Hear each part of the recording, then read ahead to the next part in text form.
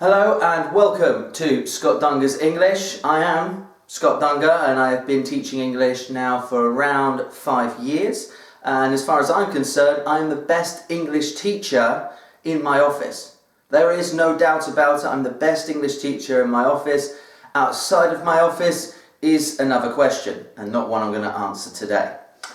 What we're going to be looking at today is known as Collocation Corner. The reason it's called Collocation Corner is because we're going to be looking at collocations and we're in a corner, so it makes sense.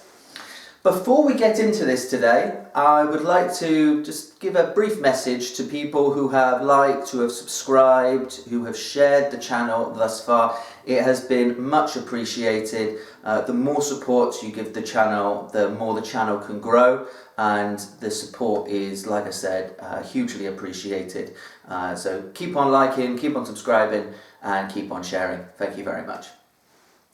So let's go straight into it then for today. We've got Collocation Corner, and before we get into what we have here, what is a collocation?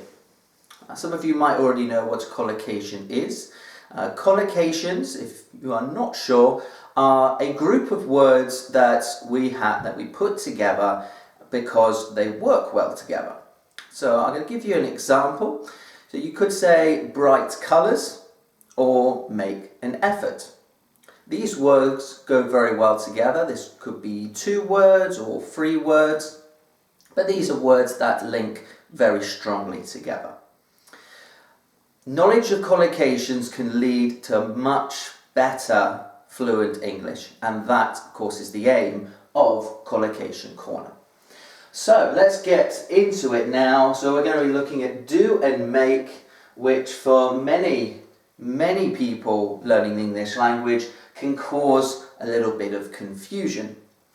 So we're going to be starting here with do and then moving over to make here. With each one, I'm going to give you some examples as well with how to use them. So we're going to look at 4 each. So we're going to start here with number 1, which is do homework.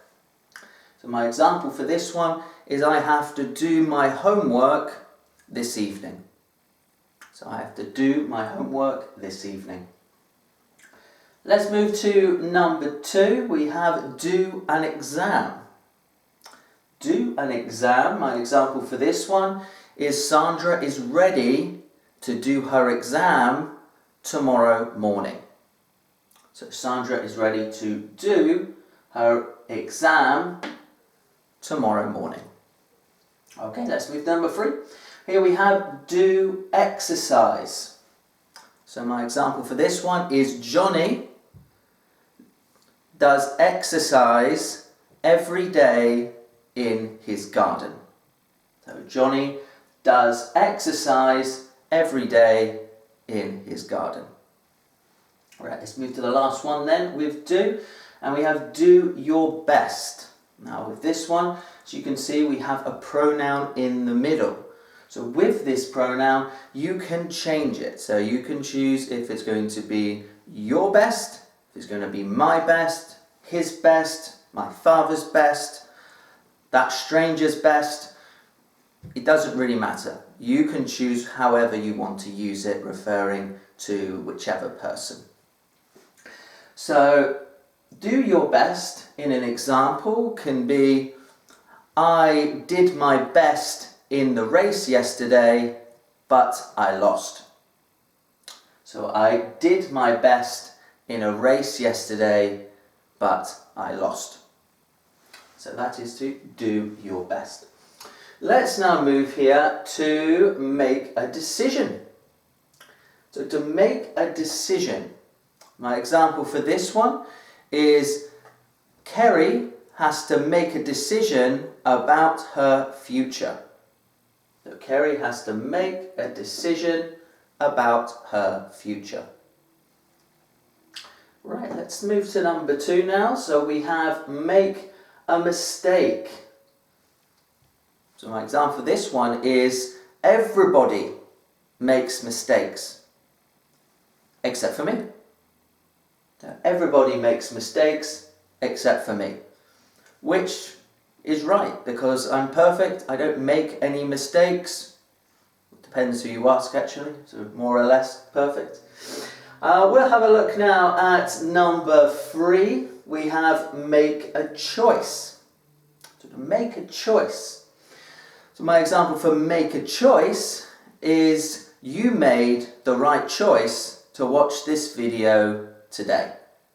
So you made the right choice to watch this video today. And of course, it was a very good choice. And the last one we're going to look at is make progress. So my example for this one is Frank is making progress with his painting. So Frank is making progress with his painting. I hope all of you have found this useful and can start to use it in your everyday English. Remember, if you want to write anything in the comments below, you're more than welcome to. I will reply to each and every one of you if you have any doubts about what I have done here on the board. Remember that anything else, any other English doubts that come to mind, if that is with collocations or that is in other lessons, just write it in the comments. And I don't mind replying to any of those, so don't hesitate in asking me anything. And of course with sentences, yeah, you're more than welcome to write sentences about them as well. Right, that's about it for today. Thank you very much for joining me here on Collocation Corner. This is now going to be a weekly edition, so I look forward to seeing you all next week. But before we go, before I say goodbye, there's something very important that I need to tell you. And I'm sure you noticed throughout this video what we have right here in the corner. And I thought after the last edition, I felt I needed to incorporate a little bit of technology, be a little bit more modern. So this is why I've introduced this very fancy screen. Because what I would like you to do is, and let's get ready for it, if you could subscribe, if you could like, and if you don't mind sharing, that would be wonderful. I hope everyone has enjoyed watching and listening to me on Collocation Corner. See you very soon. Take care. Bye.